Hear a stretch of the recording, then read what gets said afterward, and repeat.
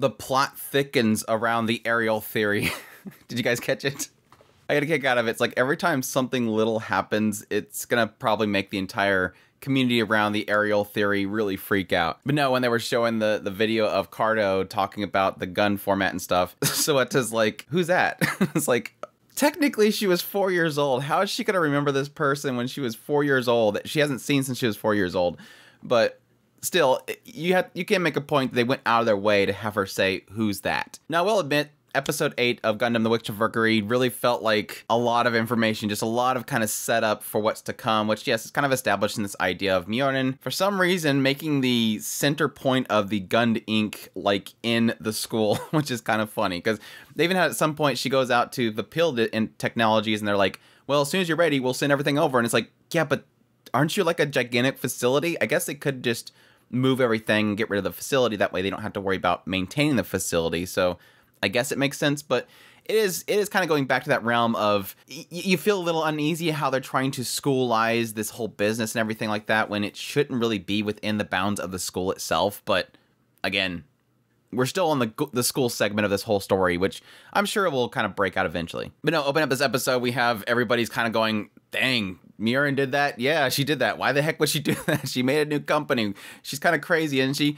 I don't care. She's just like, I don't care. She's not a part of us. I don't care. And then sure enough, Myorin walks in, having got done spray painting Gund Arms ink on the front board. And yeah, you're all going to be a part of it. Like, you have no choice here. The entire Earthian house is going to become the headquarters of Gund Arm Inc.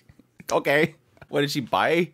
The Earthian house or something? I don't know what she did there, but everybody's like, that's weird. I just got a kick out of the fact that the entire time Sueta's in the background going, sorry for everything she's doing. Sorry for everything she's doing. But now, one interesting thing that I want to note in this scene, just before Myorin comes in, we have Lilik and she's talking to Alia.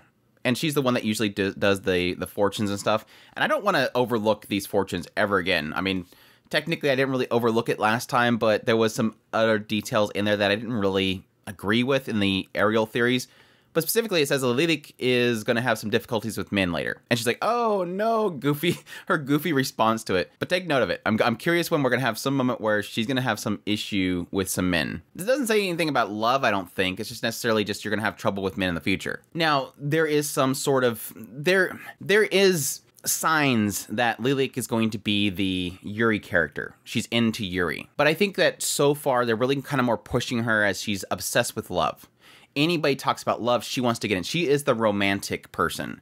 And so my thoughts here is that I don't necessarily think it's going to be about man in love. I think it's probably going to be more of a conflict itself. And I'm curious how that's going to play out. It could have been the fact that some of the guys in the Earthian house were conflicted with each other later on, but she wasn't dealing with them directly. So she wasn't having trouble with men. There was just men having a conflict near her. So I think it's going to be something later on. But yes, Myorin comes in. She wants everybody to run the entire Gund Arm Inc. Obviously, people are curious, like, well, what are you going to do with the Gundam? Like, why are you doing this? And she's like, oh, I'll figure that later on.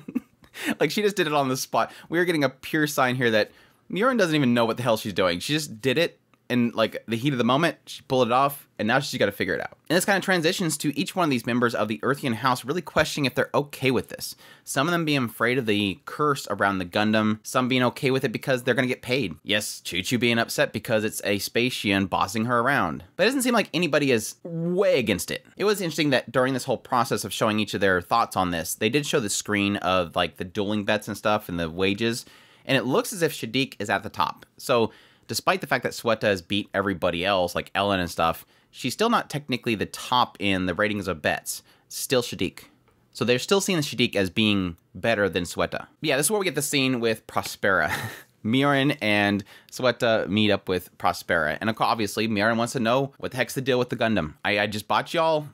Give me all the information you got. And she says, my words can't convince you, nor can your words convince people. So I'm going to give you the information. The data speaks for itself. And on the question of can it be mass produced, obviously, because now they got to figure out how to make money. Otherwise, they're just going to go bankrupt really quickly. They want to mass produce the Gundam. And she's like, you can't mass produce it. We don't know much information about the Gundam yet. You still need to do some research on it, which this is pretty much giving Myorin the perspective of this is what her father meant. The Gundams are cursed. They can't figure it out. But here we get a weird interaction between Sueta and Prospera. She's like, why didn't you tell me that she was Gundam?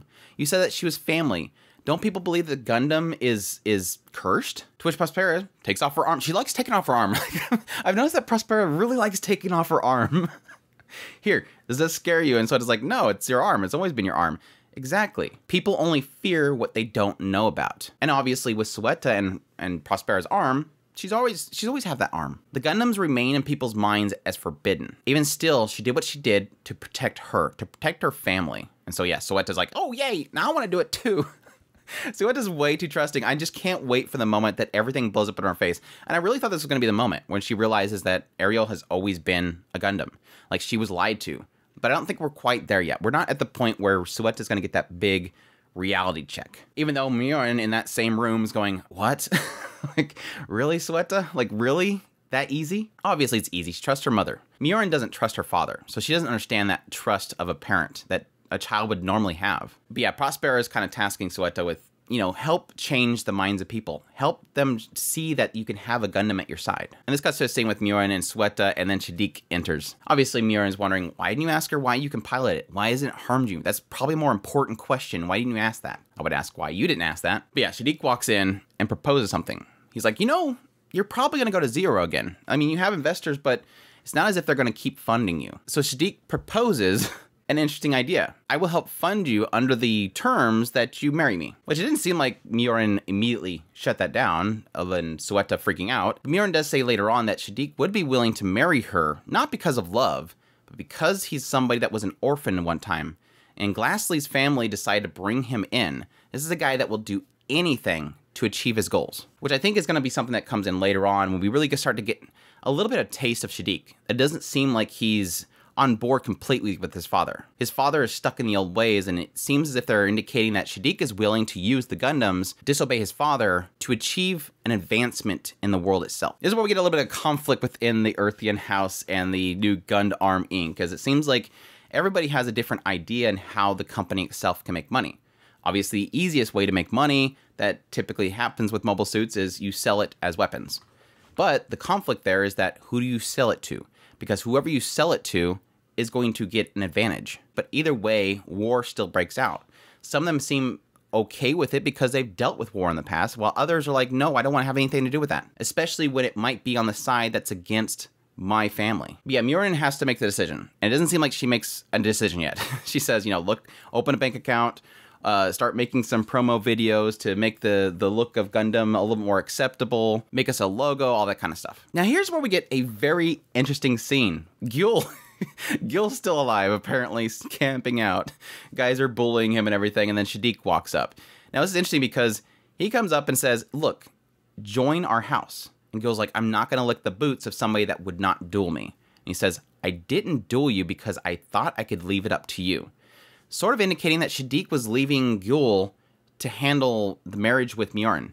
Like, he could have easily beat Gul and took the hand of Miorin, but he, for some reason, was allowing Gul to do that.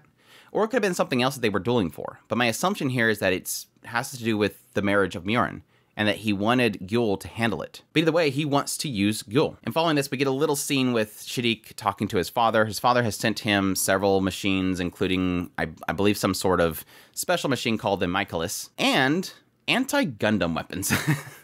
He wants him to take out the Gundam. But Shadiq says, I don't plan on doing it over a duel. To which his father says, do it however you want. It's fine. Just remember that Gundams need to be erased from the world. Like, his father wants this stuff gone, which is interesting. It goes back to the previous encounter with, obviously, his father and Vim Jeturk. They were working together in order to expose Suetta and her Gundam. Whereas I think Jeturk had some sort of side thing that he was wanting to do with his agreement that he was wanting to set up with Prospera. It seemed like, specifically, Zanelli, he wanted to just take him out. So while they were allies, it seems like their ultimate goal was different. But again, this is where we're already getting that indication that it seems like, at least for Shadiq, this isn't what he wants. He doesn't want to get rid of the Gundam. He believes that his father's vision is way too narrow. This is bad, get rid of it. No. What if we use this? We don't need to just get rid of it. And yes, that's technically echoed at the very end of the episode where we get this little scene where they reenacted this, or they acted this new line in their startup regulations that safety verification of new technology used in student businesses, which will stop them from opening a business in the school itself. And everybody in the room, all of his lackeys are like, yeah, now they can just get rid of the Gundam. And he's like, no, we're not getting rid of the Gundam. We're going to take the Gundam from her.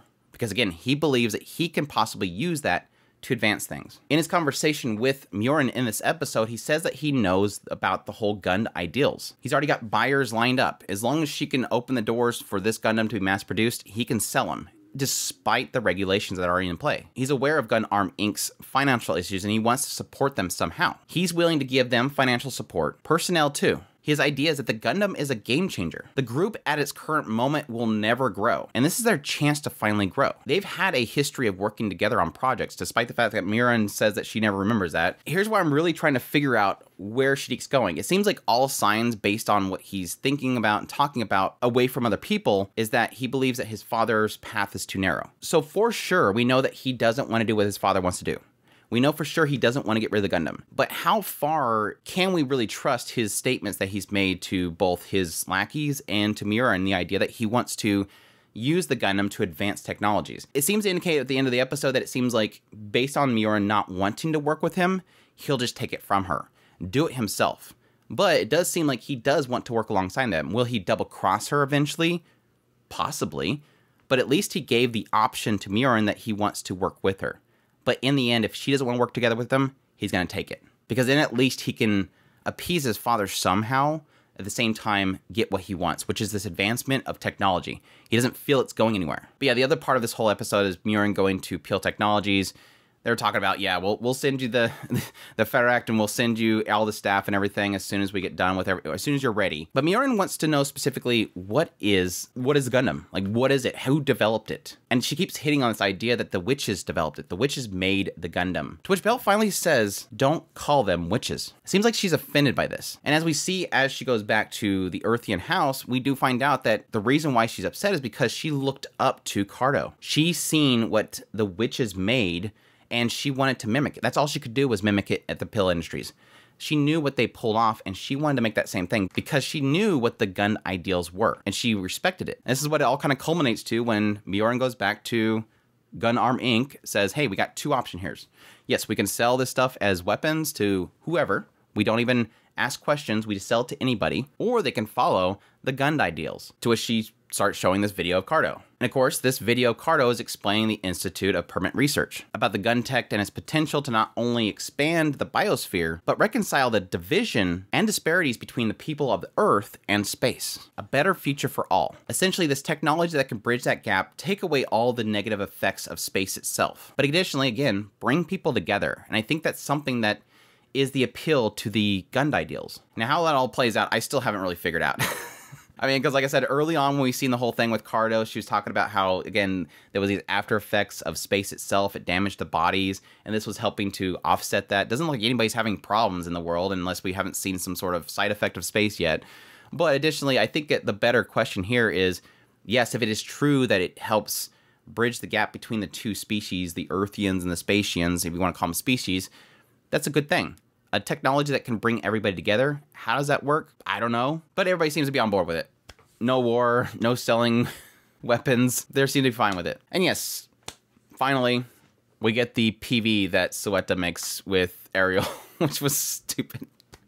Nice callback on that song. Even though it was like some really nasty CGI, Ariel, I mean, maybe that was on purpose. Maybe they CGI'd Ariel. I just assumed because based on the video they played, Ariel was on the side over here, and there was this empty gap. And I figured that it was them basically recording her and recording Ariel separately and then superimposing them on each other. But I guess they could have been using CGI, and that's why it looked so CGI. But they did have that spacecraft that was coming in from Sardius looked really bad too in this episode. So Sunrise, chill on the bad CGI. But yeah, like I said, overall, really excellent episode. Just a lot of kind of shuffling the cards, revealing Shadik's purpose and what he's going for. Again, not the purpose of what his father wants, his own desire to advance technology and push this company forward because it's been kind of stagnant. But additionally, again, getting Gundam Inc. their purpose not to sell weapons, but to pursue what Cardo originally chose. It is kind of nice that we're kind of starting to finally, at least in this series and not, you know, going into all these books and stuff, sort of a clarification on what the witches were.